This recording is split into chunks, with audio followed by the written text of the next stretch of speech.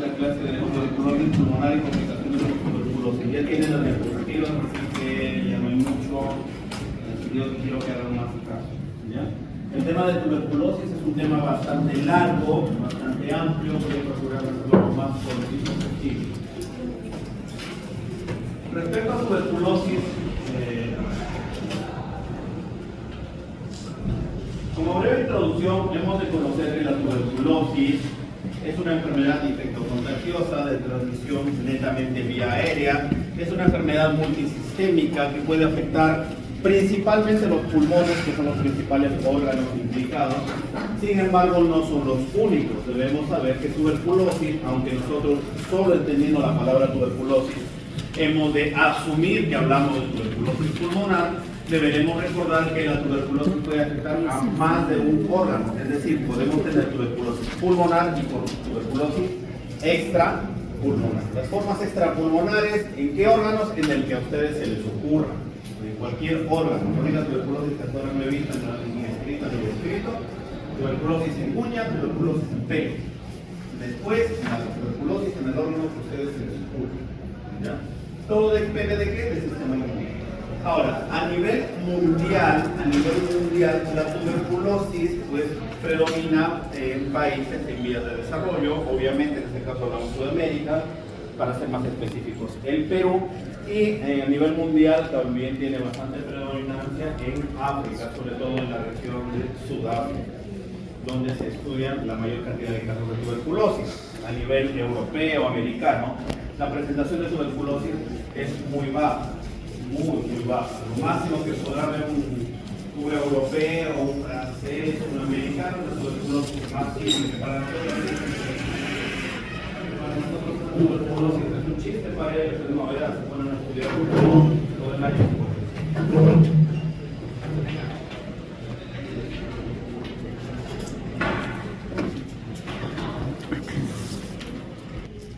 El Perú se rige por documentos normativos en distintas enfermedades infectocontagiosas. Cada enfermedad infectocontagiosa en el Perú sigue una reglamentación en cuanto a diagnóstico, tratamiento y seguimiento. Esos documentos oficiales se les conoce como norma técnica. La norma técnica existe para cada enfermedad que ustedes más adelante empezarán a revisar en su línea de estudio.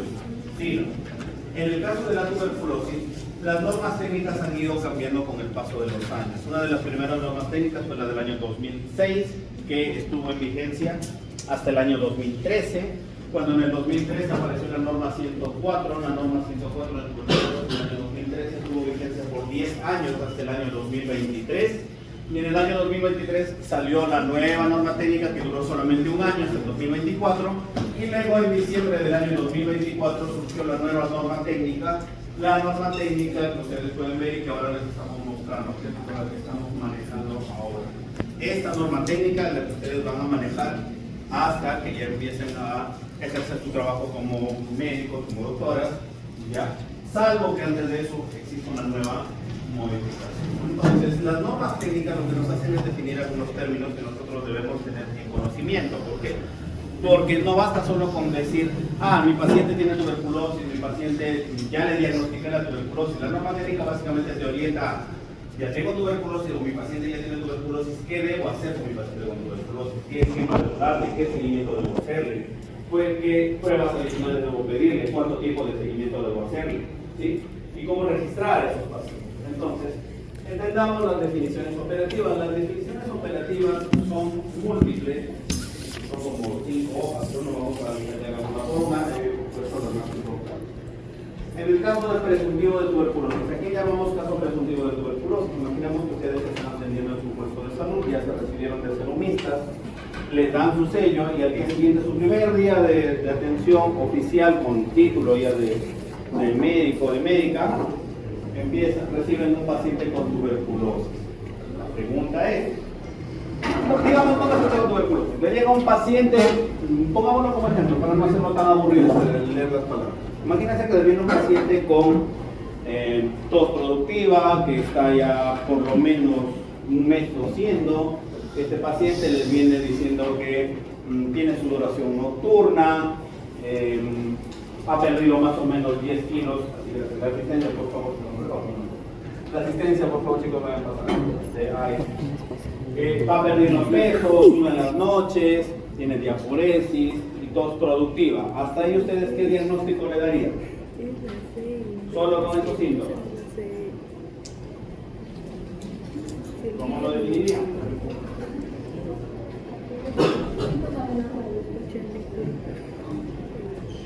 Hasta ahí nosotros tenemos que regirnos a la norma técnica. Una persona con tuberculosis pulmonar es aquella que sospechamos tiene todas esas sintomatologías. ¿Qué dice? Personas que presentan menos dos o más síntomas de tuberculosis, como todo lo que les he mencionado.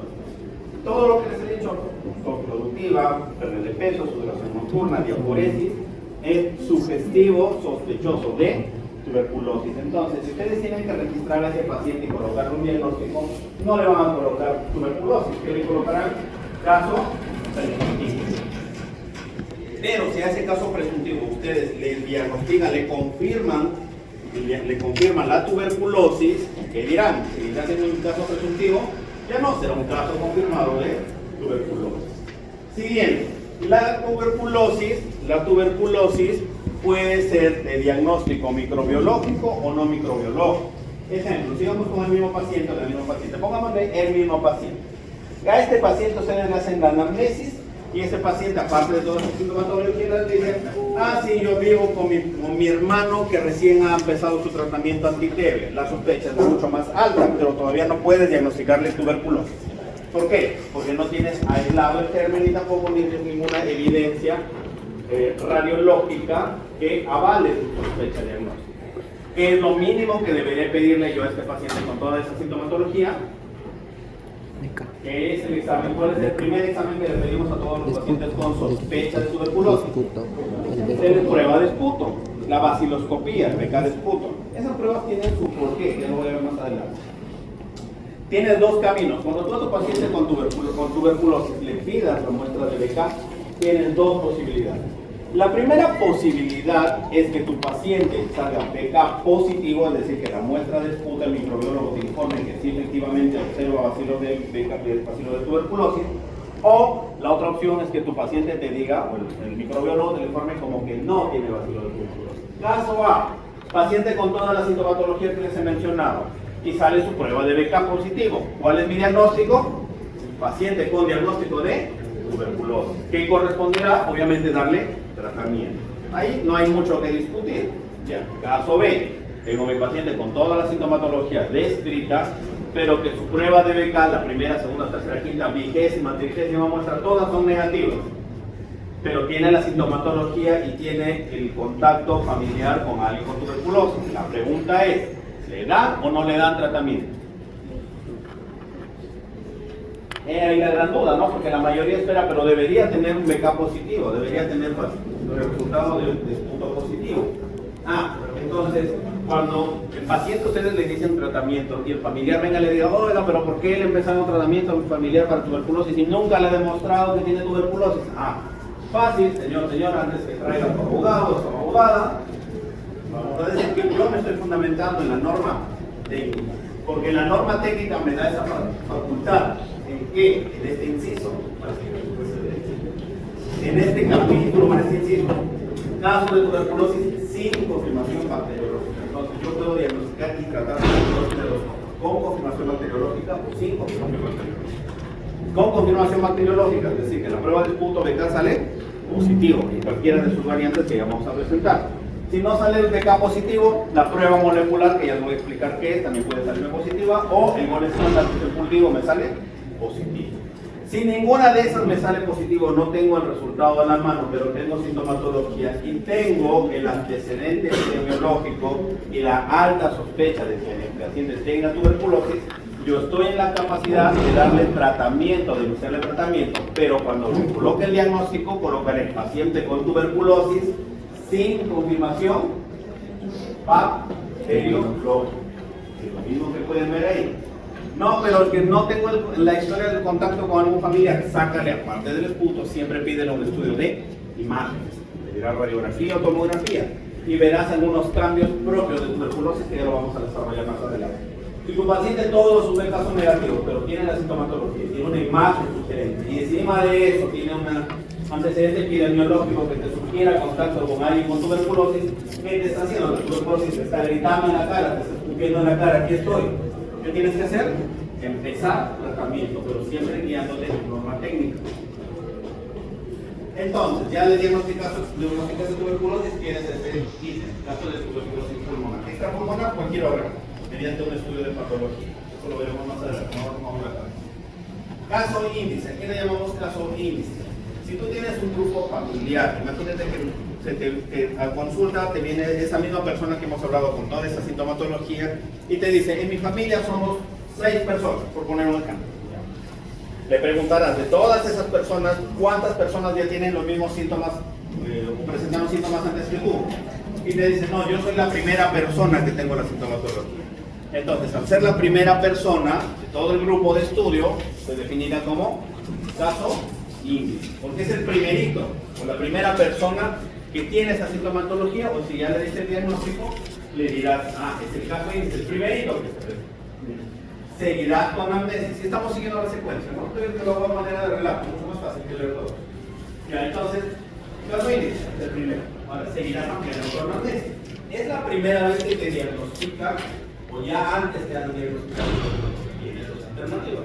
Que la persona te diga, sí, es la primera vez que me diagnostican. Entonces, si es la primera vez, tú escribirás en tu historia clínica, paciente con diagnóstico de tuberculosis, si es positivo es positivo, o si no, sí, confirmación bacteriológica.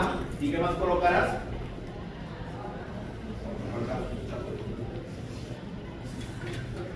Caso nuevo. ¿Qué dice? Persona con diagnóstico de TB que nunca había recibido tratamiento de TB. Entonces, ¿qué es un caso nuevo?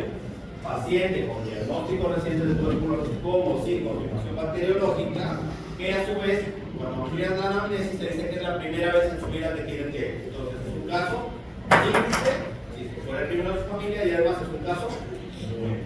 Pero imaginemos que esta persona te dice, no, yo tuve tuberculosis antes, ¿sí? Te dice ahí, yo tuve tuberculosis antes, estuve recibiendo mi tratamiento, pero llegó un punto en que, no sé, me cansé, me duele el estómago, me duele la cabeza, no quería las pastillas, etcétera, dejé el tratamiento. ¿Cuánto tiempo dejaste el tratamiento? Si te dice que dejó por lo menos un mes o 25 dosis seguidas, no, fue como un mes que me desaparecí, no quise. Y regresé, ahorita estoy regresando porque quiero que me continúe mi tratamiento. Lo dejé hace como 2 meses, pero ahorita quiero que me continúe este tratamiento. Ustedes le responderán, está bien, te voy a continuar tu tratamiento de donde te quedaste. No, ya abandonaste más de un mes. Y más de un mes de abandono, cuando regrese tu paciente, sigues catalogándolo como paciente nuevo. Puede que tu paciente de los 6 meses de tratamiento haya estado recibiendo 5 meses, el quinto mes desapareció, le llegó a la mente, se cansó, viajó, yo qué sé. Y después de más de un mes regresa a querer continuarlo, no. ¿Qué haces? Empiezas desde cero y catalogas como paciente nuevo. Entonces, ¿qué es un paciente nuevo? Aquel que por primera vez recibe tratamiento anti-TB o que viene a continuar su tratamiento después de haber abandonado por lo menos un mes o 25 dosis seguidas. ¿Sí? Tenemos ahí, 25 dosis continuas. Caso antes tratado. La misma historia, regreso al mismo paciente. Oye, teníamos que vivir a un paciente imaginario. Paciente que tiene diagnóstico de tuberculosis. Le diagnosticaste, caso índice, le preguntas, si se da cuenta, todos le preguntamos, ¿es la primera vez que tienes tuberculosis? Ahora la respuesta va a ser diferente. ¿Qué te va a decir? No, yo ya estuve tuberculosis, o sea, hace un año, 5, 10, 15, 20, 30 años, pero yo ya estuve tuberculosis. Y ahorita por segunda vez en su vida está volviendo a diagnosticar tuberculosis. ¿Será caso nuevo? No, es un caso antes tratado. ¿Sí se entiende más o menos? El caso nuevo es facilísimo, por primera vez. Si abandonó más de 30 días con 25 dosis, sigue siendo nuevo. Si completó su tratamiento, ojo, estamos hablando de un paciente que completó, terminó su tratamiento, y en algún momento de su vida, después de haber terminado el tratamiento, regresa. Ustedes, pero vuelve a tener tuberculosis. El paciente culminó. En el nuevo hablamos de un paciente abandonador, en un mes o más. El continuado, perdón, el caso antes tratado es aquel que en algún momento de su vida tuvo tuberculosis y completó su tratamiento. Y ahorita de nuevo vuelve a tener tuberculosis. Lo catalogo, según mi norma técnica, como caso antes tratado. Y puede ser de distintas formas. Puede ser una recaída. Recaída, ¿qué significa? Mi paciente tuvo su tratamiento, recibió un tratamiento antileve, pasó un tiempo y vuelve a sufrir tuberculosis. Recayó, volvió a sufrir la enfermedad. Eso es una recaída. ¿Sí? Completó un esquema y un tiempo después volvió a empezar otro nuevo esquema. Recayó en la misma enfermedad. Eso se llama recaída. Pero también tenemos el paciente que puede que tú le diagnostiques tuberculosis. Perfecto. Primer mes de tratamiento va bien. Obviamente, como lo vamos a ver más adelante, al paciente con tuberculosis siempre vamos a tener que pedir becas de punto seguido para ver que su tratamiento sea adecuado. Primer mes hizo su tratamiento, le fue muy bien, beca negativo. Segundo mes de tratamiento, recibió su tratamiento, beca negativo. Tercer mes de tratamiento, beca negativo. Y acá.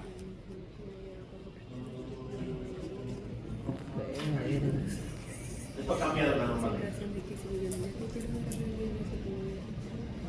Primer beca, obviamente con el que te empieza tu resultado te sale positivo. Nos estamos orientando. Paciente con toda la sintomatología, obviamente de esta muestra del punto, te sale positivo. Diagnóstico tuberculosis, no hay nada que pensar. Estamos tomando. Le empieza tu tratamiento y le vas a hacer un control de mejora. Primer mes de tratamiento, le vuelves a pedir una muestra de BK. ¿Qué deberías esperar que salga esa muestra de BK para decir que estás yendo bien toda la vida? ¿Cómo debería salir esa primera muestra de control? Primer mes de tratamiento. Negativo, porque quiero buscar que el paciente esté yéndole bien. Segundo mes de tratamiento. Negativo. Mi idea es que todo salga negativo para el paciente está yéndole bien con el paciente. Tercer mes de tratamiento, le das dando de su y te sale positivo. ¿Qué dice? ¿Tu tratamiento está siendo exitoso o estás fracasando? Estás fracasando. Entonces, ¿qué llamamos fracaso? Aquel paciente que a partir del tercer mes en adelante vuelve a salir positivo a su muestra. Entonces, fracaso de tratamiento, el esquema terapéutico no fue el adecuado. Aquel paciente fracaso, el paciente que a partir de la tercera muestra te puede volver a salir positivo. Significa que algo falló. El esquema estuvo mal, o el paciente tiene una resistencia que no detectaste, el paciente es irregular, no está recibiendo el tratamiento.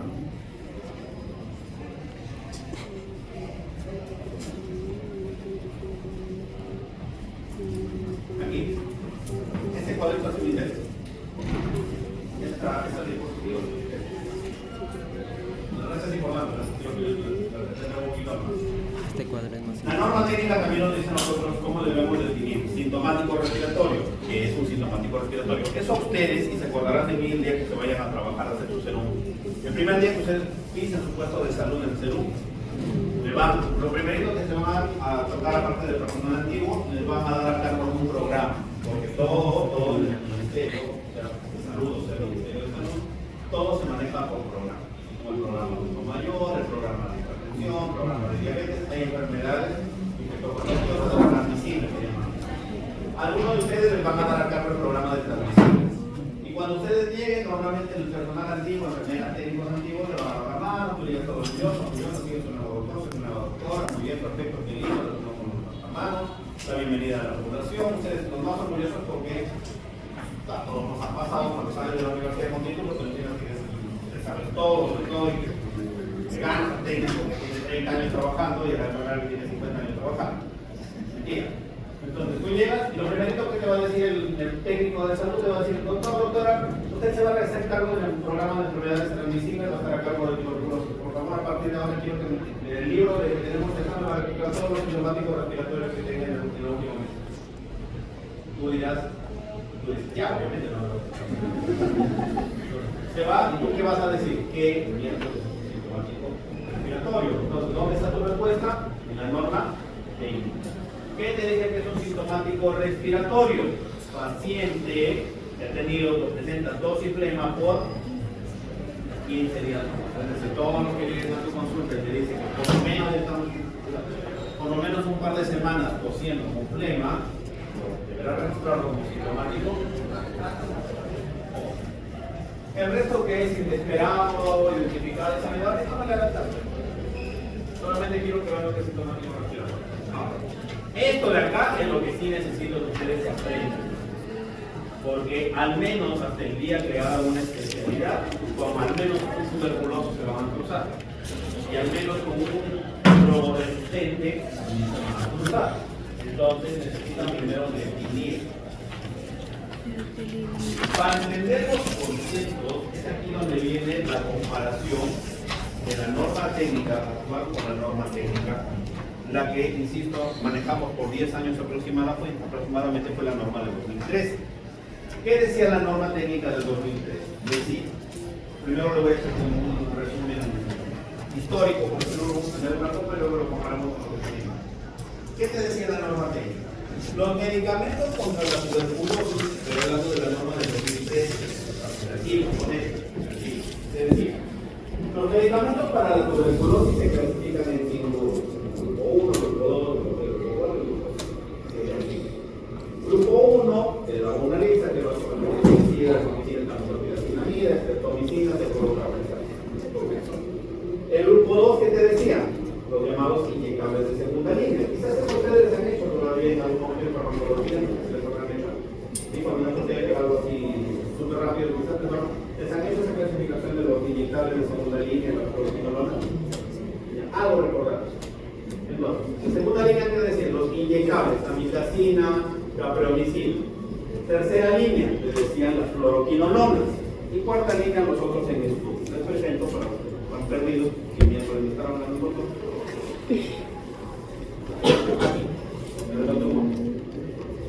Decían, esta es era la clasificación hasta el 2013. 1, 2, 3, 4, 5. Entonces, ¿qué te decía?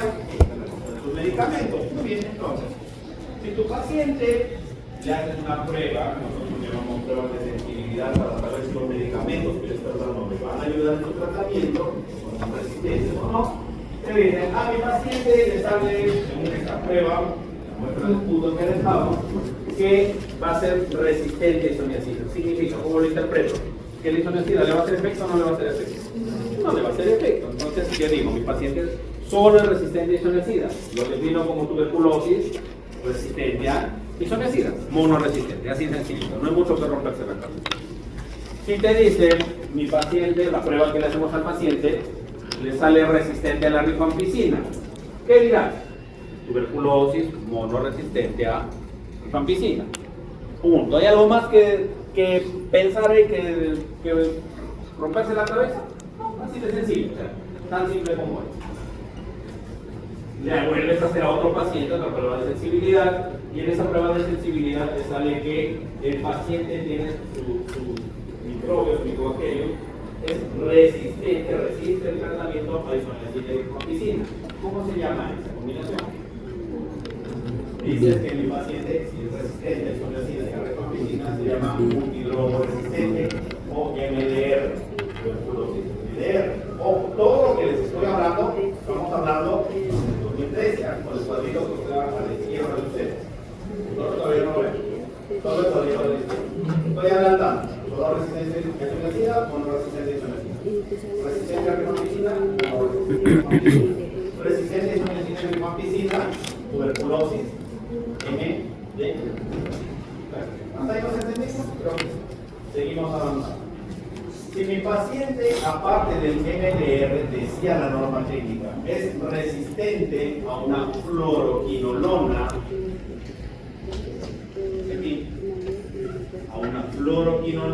y al menos a un inyectable del grupo 2, eso se definía como, ¿quién recuerda, quién sabe?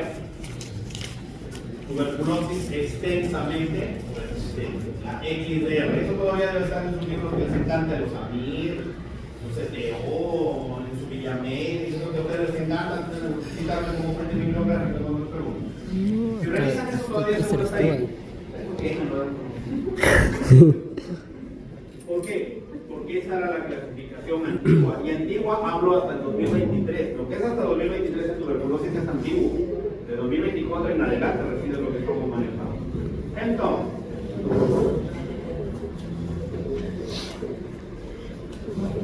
¿qué dice la norma técnica actual? ¿Tuberculosis resistente a isoniazida? Obviamente solo la isoniazida. Resistente a rifampicina, también es multidrogo resistente, resistencia a H5N2. ¿Se me sigue ahí? ¿Cambió? Sigue siendo lo mismo, o sea, ahí no hay gran cosa que hacer. La D todavía lo saltamos un rato, también no quiero ver. Vamos a la E. ¿Qué decía antiguamente? Su Villamedic, su CTO, su Amir, ¿qué decía? ¿Qué dice si todavía lo tienen por ahí? Un XDR es un resistente isomercida a rifampicina, fluoroquinolona y un inyectable de segunda línea. Eso revisen seguro. Ya no, quemen eso, porque eso ya no existe. Ahora, ¿cuál es la definición actual de tuberculosis XDR extensamente resistente? Tuberculosis MDR o RR, resistente a rifampicina o multidrogo resistente, con resistencia ampliada a al menos un medicamento del grupo A y a una fluoroquinolona. Y acá viene la gran pregunta: ¿qué de eso no se entendió? Tuberculosis, RR o MDR con resistencia detectada a cualquier fluoroquinolona y al menos a un medicamento del grupo A.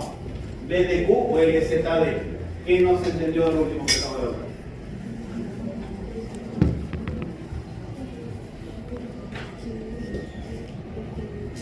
Grupo A. ¿Qué es el grupo A?